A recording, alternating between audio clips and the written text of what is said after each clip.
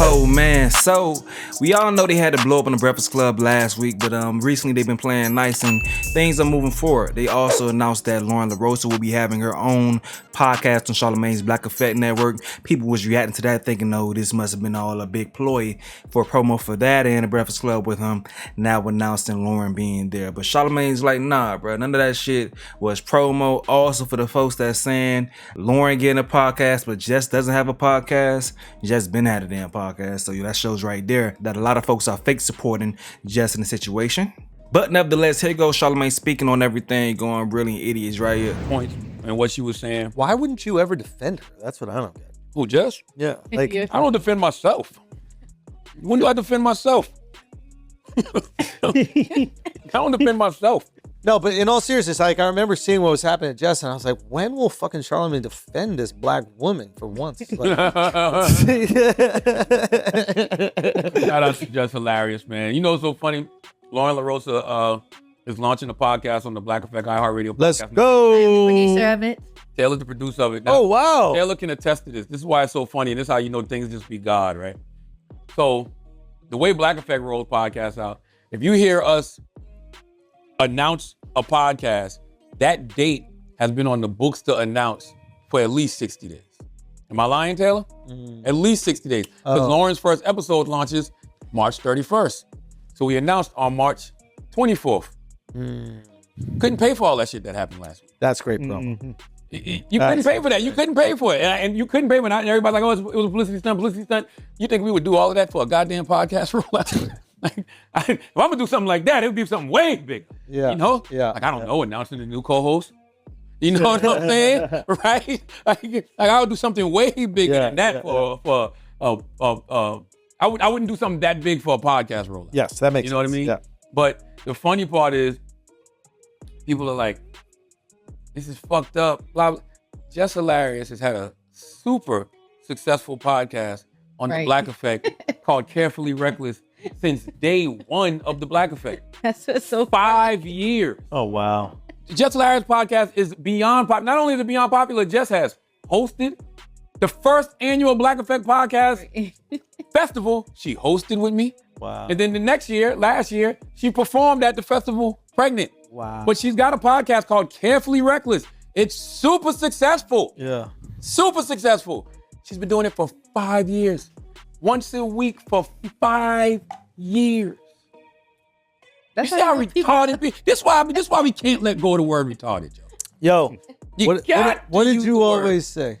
Nobody believes the truth. When the lie is more entertaining. Woo. When the lie is more But entertaining. that's not even a lie, though. It's not even a lie. It's just like no, Taylor, you're absolutely right. It's not even a lie. It's just that y'all don't know what the fuck y'all talking about. Yeah, but and that's all we be trying to say. When we was on here last week having the people don't want to know. They don't want to know. They want to believe the conspiracy. Yeah. They don't want to know. They don't want to know. Conspiracy, man. There was reaction channels reacting to what we said last week about reaction channels. What did we say?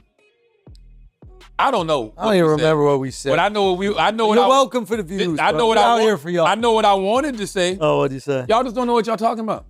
And that's all we were saying. You know the channel that's going to really take off? The channel that really gets inside information. Because people actually want information. Yes. They actually want information, but you gotta deliver that. And the problem with information is it's often boring. Like, this is boring. It's boring that Jess has already had a super successful podcast on the network for 5 years. 5 years. What's more interesting is after this beef, all of a sudden Loren LoRosa gets a brand new podcast that wasn't planned 6 months ago, wherever the fuck it was for you guys. That's way more sexy and interesting. That's way more dramatic. So people naturally are gonna be like inclined to want to believe that at least. I'll give y'all inside baseball. The only thing that changed about Loren LoRosa's podcast rollout, and the only thing that changed about the podcast, actually, it was before this. I'm bugging. It was even before this. Was the name? What was the name? It was just gonna be called the Loren LoRosa Show, and it's a daily podcast for people who like entertainment news. Like, if you're a person who likes entertainment news and you want to keep up on the entertainment news, great. You want it in quick bites, you go listen to the latest with Loren daily on the Black Effect iHeartRadio Podcast Network. And we don't have too many daily podcasts. He's gonna be a daily podcast. How long will it be? It's only going to be like it's quick, 15 to 20 minutes. Like, honestly, that's great. It's great. Yeah, a little bite size roundup. This is what happened. That's right. This is the truth. You want to know what happened with Diddy? You want to know what happened with Jonathan May, whatever it is, you Yeah. just go listen to it. You want to hear what happened to Blake Lively and motherfucking Ryan Reynolds? Boom, right there. Quick. So shout out to Loren. Shout out to Jess. Make sure you subscribe to the Carefully Reckless podcast on the Black Effect iHeartRadio Podcast Network and subscribe to the latest with Loren LoRosa as well. Let's do some Ask an Idiot's Tale again. Okay, so what y'all think about that, man? Now, Angela Yee spoke on everything recently when she was asked about the drama that's going on at the Breakfast Club. Now, Angela Yee said something that I didn't know. I didn't know this. She's saying that it was always the plan for them to bring 2 new people in. Somehow, they ended up just getting Jess first, but I don't know. But people Angela Yee had to say when she was asked about what's going on with the Breakfast Club and her thoughts on Fox 5. Leave. She's now launching a new podcast called The Latest with Loren LoRosa. Now, the show is described as an extension of her popular segment on The Breakfast Club, where she breaks down the latest in news and pop culture. I'll begin with your thoughts on that and the overall drama that we all heard on the airwaves. Well, I would say this. When I initially left, they did say they were going to hire 2 people. So that was always the plan. So I'm going to be honest, I don't know what's communicated to anybody. I know Jess was out on maternity leave, and I know that's tough too, coming back. I know she's expressed, having a baby, postpartum, all of those things take a toll. And Loren works really hard.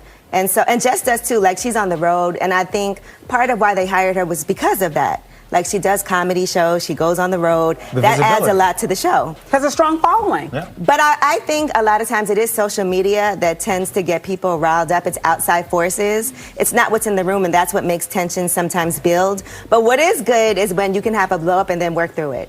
And so we just have to see it publicly play out.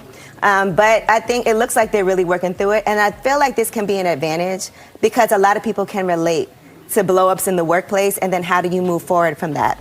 Because sometimes the resentment can just build and build and build, and then everything falls apart. But if you can catch it early on, that's a good way to make sure, let's squash this. So if you knew that they were going to the 2 people or 2 women model, I don't know if it was 2 women, but 2 additional people, how is it that didn't get communicated to Jess Hilarious, or at least it appears that way? Well, I'm not sure what they communicated, but I know the plan always was, even when I was there, they were like, we should add another person. Okay. And so it was always like, okay, we're going to hire 2 people. And I feel like they've said that.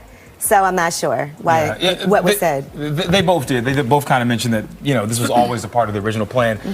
Somehow it was a shock factor. Something got lost in the sauce. There was a breaking down of communication, and then she ended up blaming Charlemagne and of course DJ Envy for not protecting her in that moment. But then she pointed back to you. Yeah. Why did she do that? She just said I'm not crazy, and I knew that.